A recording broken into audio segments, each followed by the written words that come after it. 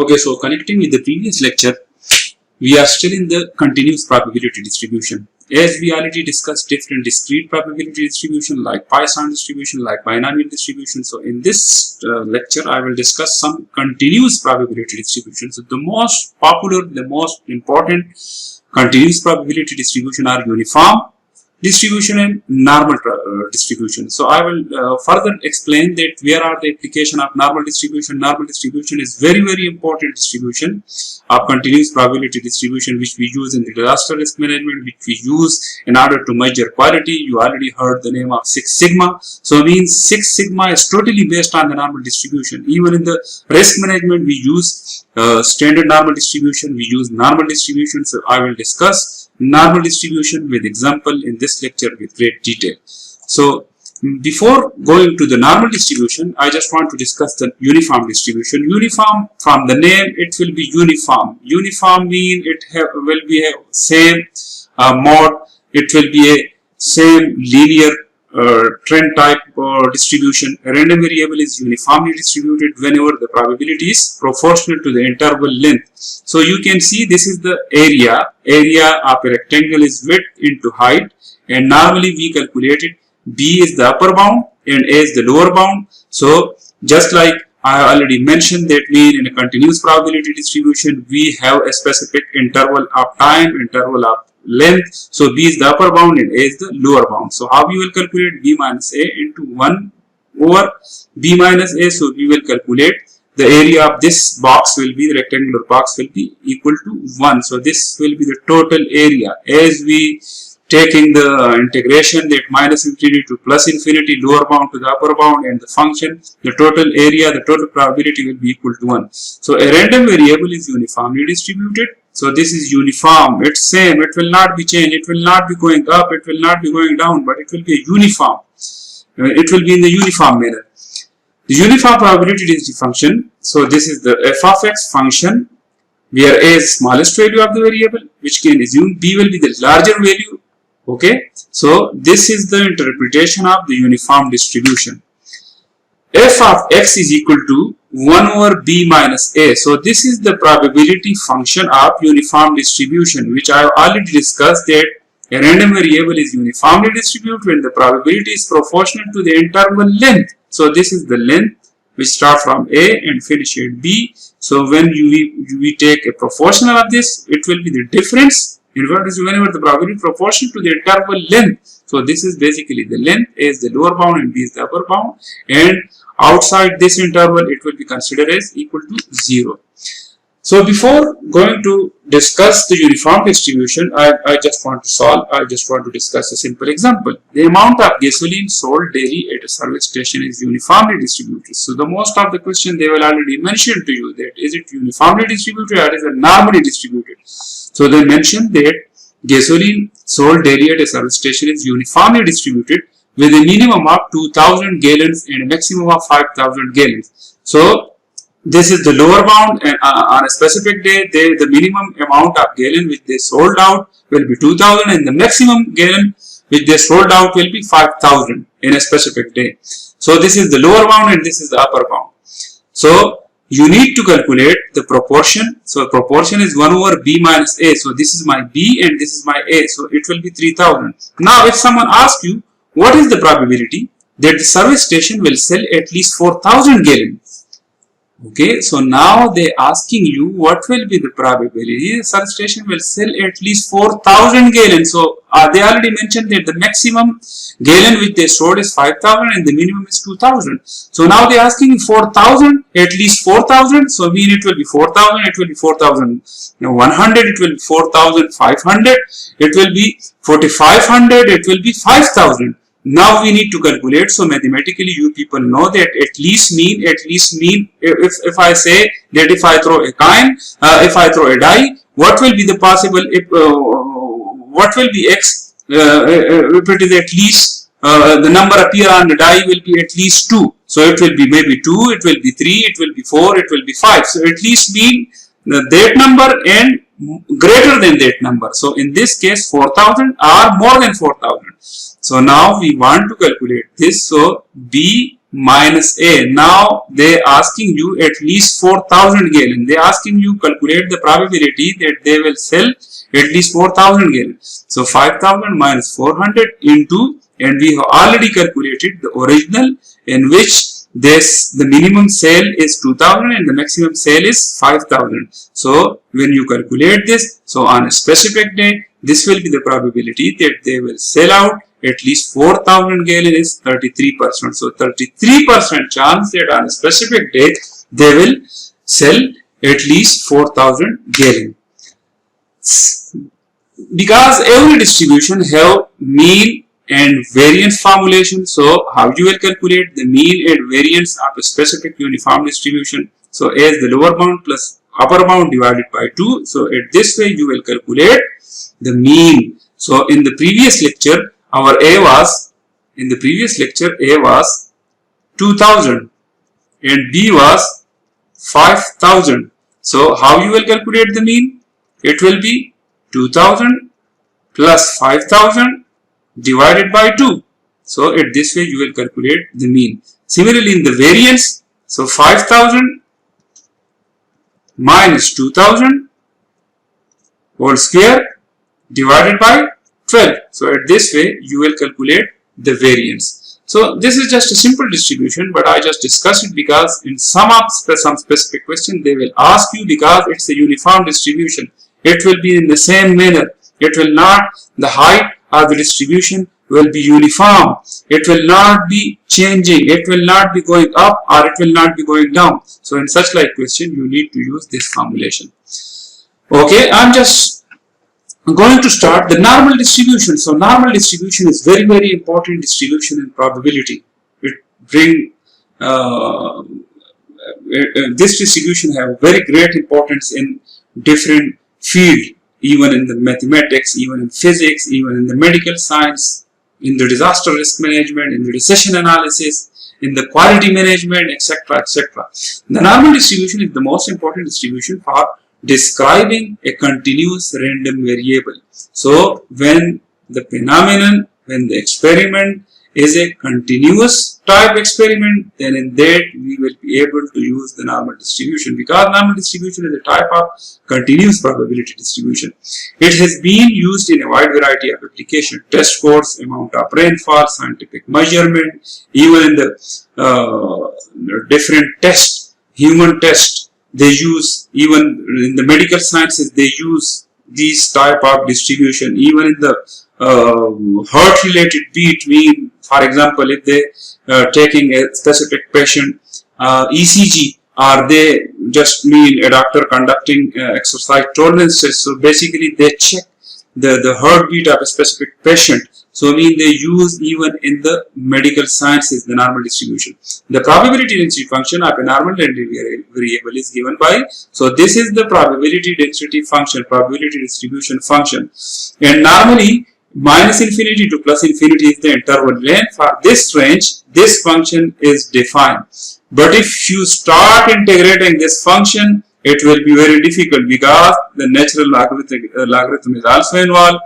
The chain rule is also involved. So mean it will be very difficult. So in order to remove this difficulty, in order to make it more easier, so the statistician transform this normal distribution to the standard normal distribution. I will discuss in the next slide that where mu is the mean, this is the mean, this is the standard deviation, this is the pi, this one, and this is the natural logarithm, which value is 2.7182. So you need to know about the characteristic of a normal distribution. It is a bell-shaped curve. So what is a bell-shaped curve? For example, if you draw it, it will look like this. So it is a bell-shaped curve and has a single peak and the center of the distribution. So this is this peak at the center of the distribution. It is symmetrical. Symmetrical is that distribution where mean, median and mode are equal. So mean, median and mode are equal is called a symmetric distribution. It is asymptotic. The curve gets closer and closer. So it is asymptotic. It will never ever touch this x-axis line.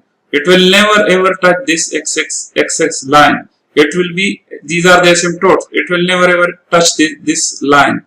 Okay, the curve gets closer and closer to the x-axis, but never actually touches it. To put it another way, the tail of the curve extended indefinitely in both directions. So minus infinity to plus infinity. We not know when it will finish, but that is why it is called asymptotic. It never ever touches this x-axis. The location of a normal distribution is determined by the mean. So basically, mean will tell us, because in the deviation, in the standard deviation, it will tell us that this sigma value will tell us that how much it disperses this from the mean. So if the dispersion is too much, if the spread is too much, it's not a good sign. It means there is a lot of risk involved. But if the dispersion is very low, not too much, if the deviation is very minute, then in that case we will consider that there is not too much risk involved. So the location of a normal distribution is determined by the mean mu. The dispersion or spread of the distribution is determined by the standard deviation sigma. The arithmetic mean, median and mode are equal. So mean, as I already mentioned, it is a symmetric distribution. Symmetric distribution mean where mean, median and mode are equal. The total area under the curve is 100%. So we have already calculated in the previous lecture the total area of a specific curve under the curve will be equal to 1 or 100%. Half the area under the curve is to the right of this center point and other. So if we construct a line, so half of the area will be to the left side and half of the area will be to the right side. So if I line this line, so this is 50% and this is 50%. Okay. Characteristic of a normal distribution between, so now this is my mean will be lie in the middle. If we go to the right side, it's mean mu plus sigma, first standard deviation. To the left side, mu minus sigma, one standard deviation into the left side, one standard deviation to the right side. Similarly, this will be the mu plus 2 standard deviation, mu minus 2 standard deviation, mu plus 3 standard deviation and mu minus 3 standard deviation. So the graph curves upward to the left of mu minus standard deviation, this, and to the right of the curve mu plus standard deviation. The point at which the curve changes from curving upward to curving downward are called the inflection point. So now you can see from this it's going down and from this point it's going up. So this is called the inflection point where turning occur, where some specific turning occur. This is the inflection point. So when we arrive at this point, mu plus sigma and mu minus sigma, the turning point starts. So that is why it is called inflection point. A normal distribution can have any mean and any positive standard deviation. The mean gives the location of the line of symmetry. So if we consider this, you can see mean is 3.5. So mean is 3.5. This is the middle of this distribution. 50% area lies in the right hand side and 50 area lies in the left hand side, and this is my inflection point because at this point the turning start. So this is the inflection point and my standard deviation is 1.5. So you can see the mean is same in this one, but the standard deviation basically shows the deviation from the mean spread. So when the standard deviation value is high, the spread will be very high. When the standard deviation value is low, the spread will be also very minute. So you can see there is too much spread involved. But in this one, the inflection point are very near and the spread of the distribution is very low, but it's going to the upside. You can see the highest point is compared to this A to the B. So the B highest point is very far from the A. Similarly, if we reduce the mean, because in this A and B the mean is 3.5, but in C, in figure C, the mean is 1.5. The standard deviation is same. So the spread of this and the spread of this, the deviation of this B and the deviation of C same, but mean is now changed. Before mean was 3.5, but now it is 1.5. 1.5, so the inflection point also changed. So this way you will interpret the normal distribution. Now I am just going to show you that how you will calculate while using the normal distribution formulation in order to calculate the area of a specific curve. So a normal distribution whose mean is 0 and standard deviation is 1 is called standard normal distribution, because as I already mentioned, this is the probability density function of a continuous probability distribution. So in order to use this function, it will be very difficult to integrate this function. So statistician transform this normal distribution to standard normal distribution. in the standard normal distribution, the mean is 0, so mean lie at 0, and the standard deviation is 1. The standard deviation means the area, the deviation in the distribution is 1, which is called standard normal distribution. And for this we will use a standard normal table, which I will also show you, and I will also show you how you will use that standard normal table. It is called the Z distribution, where area is equal to 1, and when we put in this, so we can easily calculate the area under this curve. Normally we will write Z is equal to x minus mu divided by standard deviation. X minus mu, so x a specific value, x minus mean divided by the standard deviation. So when we calculate the Z value, then we will check the tables and standard normal distribution table, and then we will use those values in the table. So those values will show us that this is the probability of this specific function. If each data value of a normally distributed random variable x is transformed into a z-score, the result will be the standard normal distribution. So once again, when we transform the x value into the z value, it will transform the normal distribution to the standard normal distribution. So before, this was normal distribution. This is the deviation, the spread, and this is the mean. Mean will be lie at the center. Mean, median, and mode will be lie at the center. That is why it is called symmetric. When we transform this mean is equal to 0 and then standard deviation is equal to 1, then this will be called Z normal distribution or standard normal distribution. And for this purpose, we will transform this x-axis into Z. And now we not need to integrate. We will use specific table, which is called Z table or standard normal table, in order to calculate a specific area between a specific interval. Use the standard normal table to find the cumulative under the standard normal curve. So now I am just going to show you a very simple example. The cumulative area is close to 0. For z-score, close to z is equal to 3 minus 3.49. The cumulative area increase as z-score increase. So for z is equal to 0, what will be the value? Because this is now z. Z is equal to 0. How you will check what will be the value of z is equal to 0? So you can see this is the standard normal table. You can see this is z. This is the standard normal table. These are the values in the first column. These are the z values. So z, because the center will be lie, the mean will be equal to 0.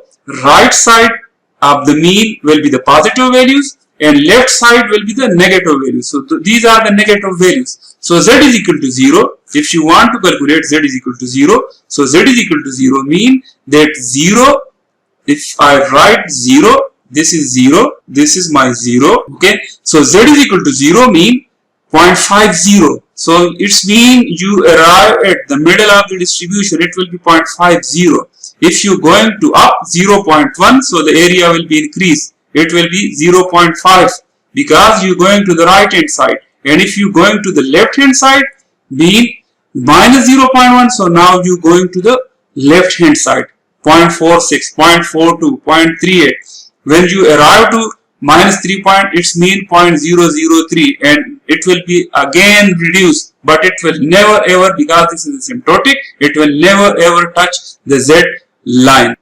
So now you can see z is equal to 0, area is 0.50. When you going toward this side, the z this area will be increased. It will be 0.57, 0.58, and it will be at the end reaching to 1. So the total area under the curve will be equal to 1. The cumulative area is close to 1. For z-score, close to z is equal to 3.49. So in the table, because they asking you when you start from this side and if you reach to this point, the cumulative area will be equal to 1. And for this, the value of z will be 3.4. So you can see from the z table, these are the z positive values. It's mean we are coming toward the right hand side.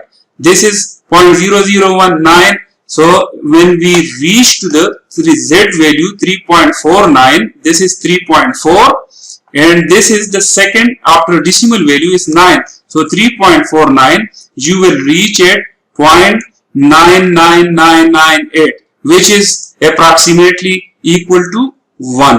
So the cumulative area is close to 1 for Z score, close to Z is equal to 3.49. So when the value of Z is equal to 3.49, it means you reach to the cumulative area which is close to 1.